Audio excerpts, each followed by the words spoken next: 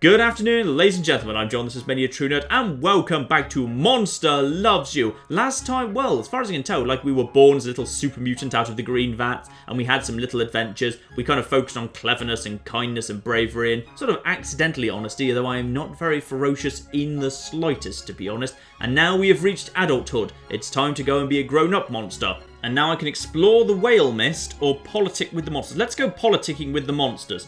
Choose your adventure. So what have we got? Pointing at things, spiders, constipation, eating, sneakiness. Yes, sneakiness. Let's do sneakiness. I feel like I can handle sneakiness. So Blistery comes to you, flapping her winglets and clenching her claws. Mupsy Moral is looking for me. I overslept. I missed the hairy hare hunt.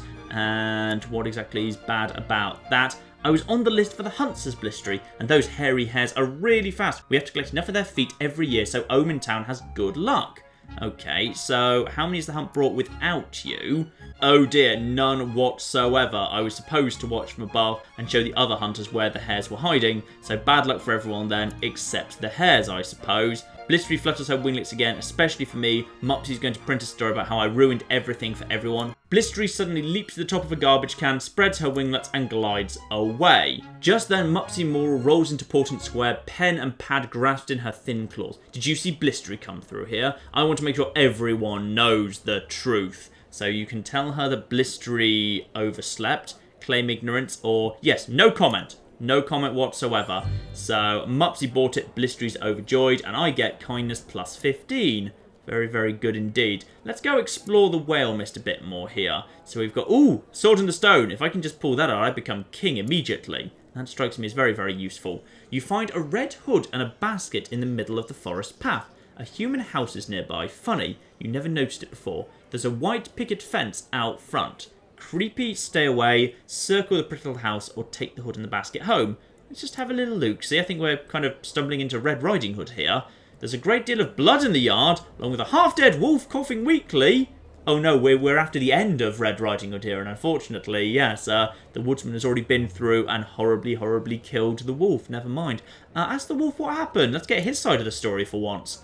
So, woodcutter's friend, you can't trust them, beware their axes, even worse than knives. The wolf finishes dying. So take and eat the wolf carcass or bow your head in respect to the wolf. There we are. Honesty plus 3. You're not sure if you're respecting the human capacity for killing or the wolf's perfectly timed last words, but before you can come to a decision, you've grown bored. So I can take and eat the carcass or be, well, yeah, may as well kind of take the carcass. There's no point leaving it there when the option is just leaving. So we may as well kind of go with it. I mean, maybe they'll get me a bit of extra respect or something. You haul the strangely heavy carcass back home. An elder points out a sewn-up gash down the wolf's belly and says it was good work. So take credit for the woodcutter's surgical precision or admit it was someone else who cut the wolf open.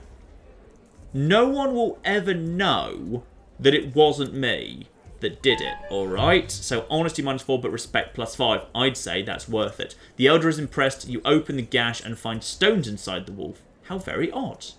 Alright, back into the whale mist. I quite liked being in the whale mist. The whale mist was fun. Snake, scary. Yeah, thinky. That's the thinky symbol. Let's go for the thinky symbol here. So you scoop a big fish from the forest stream. As you're about to bite into it, it says, wait, I'm magic. I can grant you a wish. Yes, this sounds legit. Believe the fish. That was cleverness minus 1, apparently. The fish flops on the stream bank, trying to get back into the water, but you are in the way. It says, let me back into the water and I'll give you anything you desire. I swear we could come up with something better than something to eat, something to fight, or a million snacks. I feel like I'm not being that clever. And yes, that's definitely me. I'm not sure I like myself. I am just basically an apple with fins and 2 eye stalks. Dear oh dear. I guess I'll just wish for something to eat then, I suppose. So, ferocity plus 3, respect oh, got some respect, beautiful. The fish wriggles and falls into the water. It uses its tail to flip a dozen crawdad onto the bank. You devour the delicious crustaceans in tiny bites, relishing the experience. Well, that was worth it then. I've got some respect up. Beautiful. Right, explore the whale mist again, and let's go to the blood splatter. That seems like a good idea. I'm sure that's 100% safe. You stalk the forest, hunting an elusive swift elk. Suddenly, it emerges from the underbrush, lowering its antlers and pawing the ground. It's going to charge. I don't want to run away. That's going to actively lose me bravery, but I'm not sure I'm really fit to tear it apart. No. Run away. Let's see what we've got. Bravery minus 6. I was kind of hoping that might open up an alternative solution, but fleeing it seems does not. Right, back into the well mist. We've got to make amends for what we just did wrong there. Laughing monster. What is the laughing monster? A flock of geese are in the square. No honk can talk. Honk above then honk. Nash Nash screams. Last one to drive them away is the loser, and she's on that human scooter phone. Damn it, I should never have given her the scooter. Alright, she may have that scooter that I actually gave her, but I've got a mosquito. Come on, Buzzy, me and you forever. So hunt down a cool secret weapon of your own. The stick is mightier than the wheel. Sabotage Nash Nash. Aw. Grab the scooter for yourself. Yeah, hunt down a cool secret weapon of your own. This works. So you run to Hamrag's hovel and borrow the fox pelt that he uses as a doormat. Let's gear up here. So, plonking it on your head, you run towards the geese, growling and yipping. The geese swarm you. Uh-oh. You think of two good options. Think fast. Out-honk the geese. Yes, out-honk them. Begin the honking. You honk so loudly, the geese think you to be the boss goose and follow you to the nearest pond. Nash Nash accepts the loss and scoots off. So I get respect and cleverness. Beautiful. In fact, am I max cleverness right now? Yes, I am max cleverness. Okay. So now there's no need to kind of do clever things anymore. Just don't lose cleverness. And let's do some little more politicking now. I'm really, really damn clever. Let's go for constipation. Constipation symbol. All of Omen is a buzz. Elders glare angrily at everyone, then look back at the broken sign on the town gate. Oh dear. You look down at the little piece of the sign you're holding and blush. Wait, what did I do again? Coming back from the hunt, you were so full of high spirits that you jumped up and slashed the sign. You just slapped a little too hard with your claws. Okay. So, all of Omen's a buzz. Yep, the sign that I unfortunately may have broken, it would appear. Dear oh dear. So, Blistery spots the bit of the sign that you're holding. Hey, don't tell anyone you broke it. It'll get fixed. This will all blow over. It's just an ill wind that blows nobody any good. Bygones will be bygones. What exactly is going on here, Blistery? Blistery is often accused of thinking she knows everything, and this includes human cliches. All of them. Oh, bless you, Blistery. I like you. Blistery says, I can take care of this. Look. I took a bit of the sign too. I can slip some into Virok's hair when he isn't looking. No one ever believes him since he's always lying and stealing things. No. No, no, no. Come forth and admit my accidental crime and I will get honesty for myself. Huzzah. So, honesty. I'll respect -1 though. That's fine actually because that gets my respect to a nice round number. It used to be 31, now it's 30. But I got some honesty out of that. All of the gathered elders scowl at you. They take turns chewing you out, which for monsters is a little more literal than you might expect. Ragged and bloody, you creep back to your hovel to heal. Ouch. Well, that's fine. I got plenty of honesty, so it's good. You take solace in the fact that your honour is intact. You messed up, but you told the truth, and everyone will remember that. Beautiful. Let's go back out into the whale mist. The whale mist seems to be less dangerous than just flipping politicking. So let's go for the slightly determined expression. Lovely. You come upon a scene of hundreds of frogs, all gathered on a stream bank. They're ribbiting back and forth in what is clearly a debate of some kind, watched by a stork. So, eat the stork. Being a monster is fun. Yes, try and figure out what they're arguing over exactly. So half the frogs surround a log as though it is their leader. The other half are huddled at the feet of a somewhat bemused stork. So, what do frogs think of monsters? That stork looks delicious, grabs and have a snack. Wait and listen. Yeah, just wait and listen for a minute, figure out what the heck's going on. Try as you might, you can't translate their croaks into intelligible language, but they do start jumping up and down on the log. Keep watching. The stork takes a long step and impales 3 frogs on its beak. Blimey. It throws its head back, tossing the frogs into the air and snaps them up. Black. Or, well, actually, to be precise, bleach. I just declared bleach. Interesting. As the other frogs flee, the bird devours several more of the slowest. Well, we might as well eat the stork, quite frankly. There we are, ferocity +3. That was a bit pointless for me, to be honest. Let's hunt a really big creature. Like, that didn't go well last time, but I think we can do better this time. The spine doctor has asked you to catch a special fox. It limps, she says, and it coughs. I need it quickly, if at all. So, well, why do you need a sickly fox? I assume it's because she, wants to heal it. The spine doctor swats you with a prickly arm. There's no time for questions. Get the fox or don't. Okay, get after the fox then. You go forth into the forest, trailing the fox. As you get closer, you catch a glimpse of its ragged ears behind 2 trees. The fox is limping slowly. We'll get close to it. It's hardly going to be able to run away from me, is it? As you draw near, you smell something sickly sweet. The fox slumps and vomits green matter onto the forest floor. Your claws tremble at the thought of touching it. So go back to the spine doctor and ask if it's safe. Well, she wouldn't have sent me if it wasn't safe. Pursue the fox to the end of the forest and beyond. Chase the fox, but stop to wash your claws frequently. You don't want to get sick. Yes, that seems like a good kind of... Oh, bravery -4. Never mind, I was hoping I might get something else there. Dear oh dear. Unfortunately, the fox easily loses you in the whale mist while you're washing your claws at the stream. You're not absolutely sure it was there at all. Could you have imagined seeing it earlier? Dear oh dear. Oh, and I've lost respect as well. Never mind. Probably not, but regardless, you return to Omen in shame. The doctor says nothing, but other monsters point and whisper in the street. Oops. Right, let's make amends. Slightly surprised monster to make amends. You spy a wolf pacing outside a small wooden cabin. From within the building, you hear the bleating of goat kids. We could work with the wolf to get the goat kids. Watch the wolf. Yes, let's watch the wolf just for a minute. He's trying to get in, but the goat kids have barred the door. Alright then. So same choice again. Yes, let's work with the wolf to get at the goat kids. They're just goats. I don't need to worry about them too much. That's honesty +3. The wolf accepts your offer of assistance. He growls, I'm glad you're reasonable. Some monsters would just attack me. Well, it's your lucky day then, isn't it? The wolf snarls, how should we finish this hunt? I can block them while you climb. Got any better ideas? So I could lure them with a clever ruse, or I could get in through the roof while the wolf keeps them from escaping. Well, let's see if any bonus cleverness actually helps me at all at this point. Yeah, with a clever ruse. So you and the wolf pretend to fight, going so far as to draw blood with your jaws and claws and then run off in opposite directions. Then we just need to lurk for a bit. The goat kids emerge from the cabin, relieved to escape their fate, and you and the wolf close in them from your hiding spots. And I'm going to kill them. Why not? They are goats. Let's get some respect going on here. We need some extra respect, and bringing food home seems to be the easiest way of getting respect. So you slaughter the goat kids and eat them up. The wolf leaves with warm carcass in his jaws to share with his pack. Beautiful. So yeah, killing things and bringing food home, that's definitely a good way to get respect up. Politics might be a good way to get respect as well. Let's kind of look at the food situation over in politics. So Gobclaws and you were arguing over what to have for lunch. You got to pick last time. Suddenly your favourite food flies down from the sky and perches within arm's reach. The magpie chirps, have either of you seen a cornfield around here? Your stomach growls. It's tough, but help the bird. Scream and flee, why was that bird talking? It's tough, yeah, let's help out the bird. The bird is talking, let's see if we can help it out. So kindness +15. Through gritted teeth and a sheen of sweat, you coolly tell the bird where to find a human cornfield. After it flies off, Gobclaws asked why you did that. Explain that one should help anyone who asks, so the favour might be passed along, because it'll be tastier one day when it's eaten lots of corn. Yes, let's give a nice little lecture. I like lecturing other monsters, it's beautiful. Respect +5, perfect. She nods at you. Sage thought, someday I might need help and that magpie could give it, but we still need to get a real meal.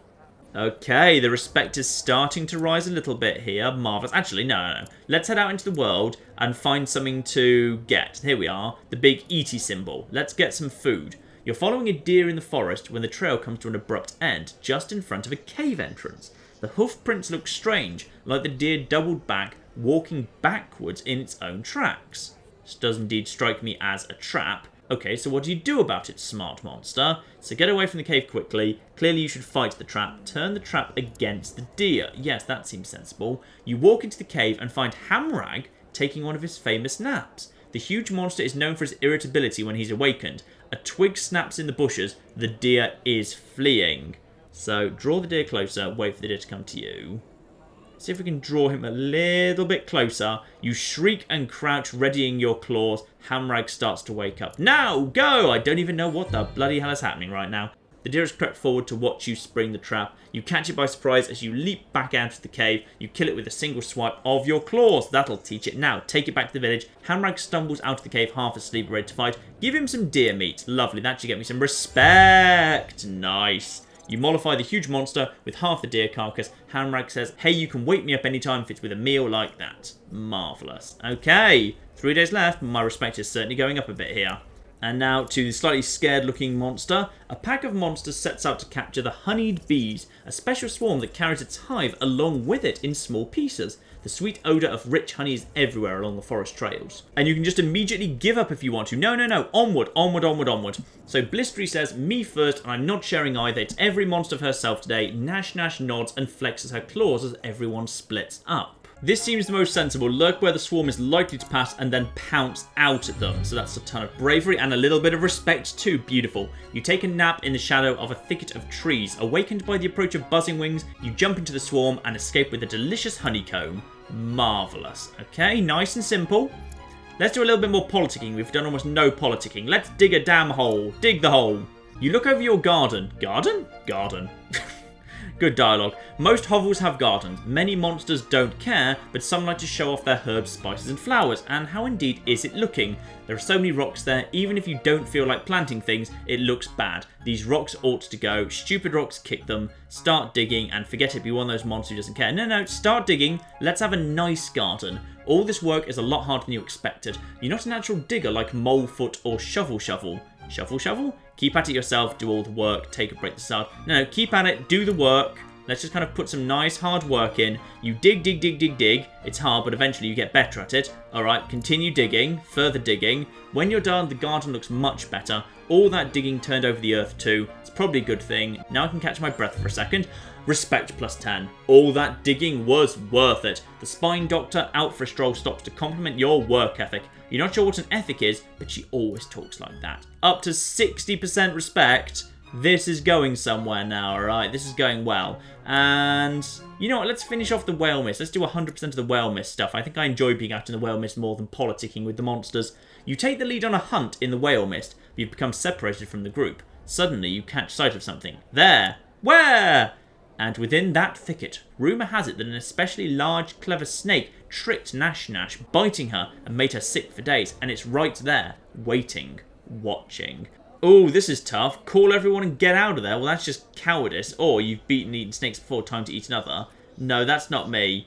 Call everyone and just get out of here. Oh, bravery -4. Never mind. And you call everyone. What do you mean, everyone? Everyone! Oh, everyone. You gather everyone and retreat back to Omen. Nobody kills the snake. It may forever lurk in the paths of the forest. I didn't want to take it on by myself. I'm not really a ferocious sort of thing. Oh well, never mind. I think this here is the end of my adulthood, which, I don't know, does that mean I now just die? Am I an old monster? Am I dying? You're growing old, my friend. Your body is very soft and you drip slime everywhere you go. It's getting hard to leave your hovel. So stay inside and think about this. Go and see the doctor. Embrace your fate. Yeah. Let's go and see the doctor. I'm getting old and dying. Not many games that you get old and die. The doctor tells you that your time is almost up. You'll soon reach the end of adulthood and you'll either ascend to elder status or dissolve into slime. Oh dear. This isn't good. So what happens to the monsters who ascend? And those who manage to ascend become elders and live on to steer the fate of monster kind. Oh, blimey. Well, this is all a bit grim. So apparently if you're not well respected enough by the community, you literally dissolve back into sludge, return to the spawning vat, and they basically said, we'll try again. We'll just rearrange the atoms a bit. We'll come up with a new monster. Maybe that one will suck less. Whereas if you're well respected enough, you get to become immortal. Bloody hell. Yeah, what happens to the monsters you dissolve? I'm guessing they're just going back in the pit, right? Their bodies melt into the spawning vat, where their memories will nourish the minds of new generations of morsels. Blimey. And I'm guessing the doctor can't do anything to stop this process. It's just a natural process. There is a treatment that might prevent your dissolution. Oh, there is. What is it? The doctor says the treatment involves an extract taken from the tentacle ferns that grow in the whale mist. Well, that's easy. Go and get the fern, or... No, I'm not sure, actually. I kind of feel like, well, okay, let's try and get a fern at least. So, bravery -1. What, bravery in the face of death? I think it's that not brave. So, following the spine doctor's directions, you enter the whale mist in search of the tentacle fern. They're common in the woods. Wade through the thicket of sticky green coils, letting them brush against your hide until one latches firmly into place. That means it's ripe. You snip the fern with your claws. Oh, but there's a sound. What is the sound? It's a little monsterling, trying not to be noticed. Okay, ignore the monsterling and move along. Yell at the monsterling. She should be in the brood cave. Stop for a while. What's the little monsterling doing way out here? The little monsterling asks, why are you dripping so much slime? You look behind you and see a trail of goopy fluids. And, oh, explain death to a child. Well, it's either that or eating her, so I guess so. The young monster seems terrified at the thought of dissolving. She says, it's not fair. Animals live much longer than we do, and humans longer still. And tell her she's right to be upset, or tell her it's natural for monsters and nothing to fear. Just part of the circle of life. Kindness, kindness, and honesty. You remind her of the cycle of life, and it's always been this way. We carry in us the remnants of thousands of monsters who came and went before us. She seems reassured, and also explain ascendance to her. Sure, explain death to this small child. You point back towards Omen, and it's not over for everyone. If the other monsters respect you enough, you can live on as an elder, and share your wisdom directly, and help care for the monsterlings. She says I'd like to do that. Is that what you're going to do? And tell her, oh, If I take the medicine, I can't ascend. I'm just stuck being a monster. Well, hang on. What's the difference between ascending to... Well, I guess you just, like, hang around as a monster. You're just not an elder. You just don't have social status. Yeah, be honest with her. Don't lie to her about death. You explain that you have a few more things to do, but then you're going back to the spawning vat. She nods sadly and leaves you to your task. Dear, oh dear, this is all a bit grim. You return to the spine doctor with the tentacle fern. She takes it from you. Watch her make the medicine or change your mind and go home without it. Well, I've got 59% respect. Maybe. I don't know if that's enough. I'm gonna... Well, watch her make the medicine. Like, that's not making a final decision yet. The doctor runs the fresh, sticky fern through a low flame, stirs it carefully, then eats it? What? Have I think just been robbed? The spine doctor says, there is no medicine. I just wanted to give you a chance to think about it some more. Do you understand? Oh. Yes. Yes, I do. Nod and accept the wisdom. Oh dear. As you turn to leave, the spine doctor says, I hope you do well. I'd like to see you as an elder. Go home. They'll be waiting. At the end of my flipping life. This is all very... For a game that was very cute, it's also, like, very slightly morbid and sad, isn't it? A group of elders is waiting at the door of your hovel. They've seen your drippings. They know it's time for you to dissolve or ascend. And time to go with them to dissolve or to become an elder. Let's see what they decide, whether 59% is enough. The elders of Omen surround you at the spawning vat. They've built a fire beneath a small cauldron. Your body is squishy and damp. I can examine the cauldron, be tested, dissolve, or my last chance to run. Flee into the wilderness. No, don't flee into the wilderness. That doesn't seem right or fair. Dissolve, become one with the spawning vat, and be tested. Let's try and ascend to elder status. Don't know if 59% respect is going to be good enough, but we can give it a go. Well, actually, let's have a look at the cauldron first. Let's have a little look at this. So the rusty iron cauldron smells like electrical fluid and herbs from the whale mist. It's empty now, but soon it will hold blood and slime from many monsters. Alright, let's be tested.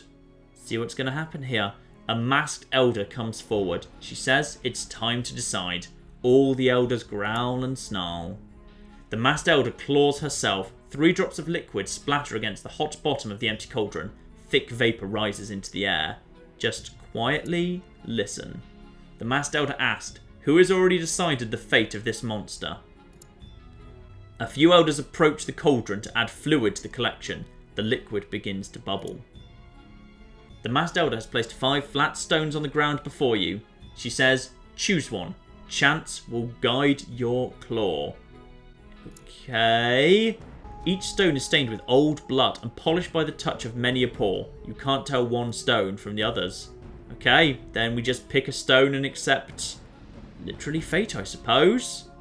As you reach for the stones, someone shrieks in the distance. All eyes turn in that direction. You realise that you can peek under the stones if you're quick.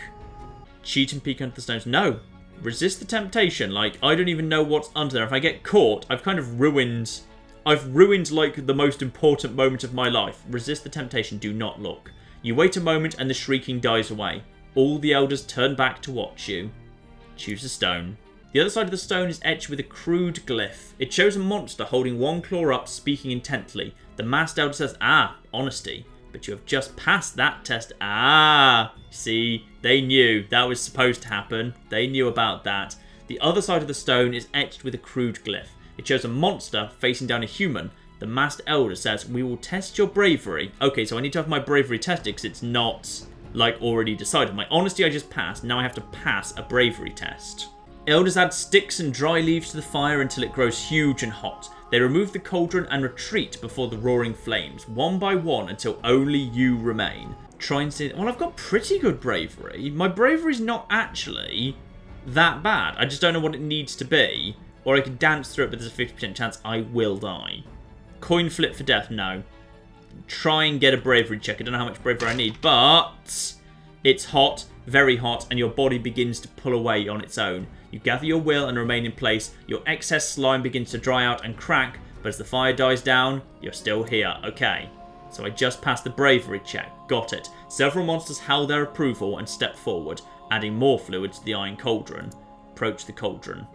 You hold the cauldron, which contains the portentous infusion. It's heavy. Look in the cauldron or drink the portentous infusion. If there's enough blood in it, you'll ascend. Look in the cauldron. It's quite full, and there's far more blood than there is slime. Alright, give it a go, see if it's good enough. If there's enough blood, you'll ascend. What happens next? And you drink the bubbling concoction, then belch and howl. Your body solidifies almost instantly. You are an elder now. Oh yes, I am an elder, 60% respected. But what does that actually mean? You are now an elder, 100% cleverness, 100% kindness, quite a lot of honesty, a fair bit of bravery, and basically no ferocity. Alright, this is good, but what happens next? So you're now an elder, you are welcome in Jnak, the oldest of the monster towns. So I've actually survived my early stage of life. Interesting. At this stage of life, if you play your cards right, you'll be able to affect both the way monsters view humans and vice versa. Use your powers of persuasion wisely. Okay, so here we are. Journey to Carmen or Politic. Alright, and what is this? This shows how well monsters think of humans. When the inevitable conflict comes, this will dictate how the monsters act. So, what do we think of humans exactly? The score is 20 out of 100. Monsters dislike and fear humans. You can change this. I'm going to do that. I'm going to make humans and monsters friends. I'm going to make everyone love everyone else. I'm going to be like the 9th Doctor at the end of The Empty Child. It's going to be brilliant. Alright, ladies and gentlemen, as we have apparently survived to become an elder, and now we can actually start interfering with humans and monsters, let's call it apart there and try and figure out what we're going to do in the Great Human Monster War that's presumably starting in about 2 weeks' time from now, tomorrow. But in the meantime, I've been John, this has been Many a True Nerd, and this has been Monster Loves You. Thank you very much, and goodbye. Oi! You bastard! That was mostly still fine! Stolen the bridge!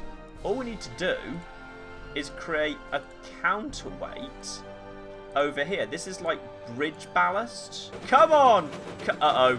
No, wait. That's fine. That creaking's supposed to happen.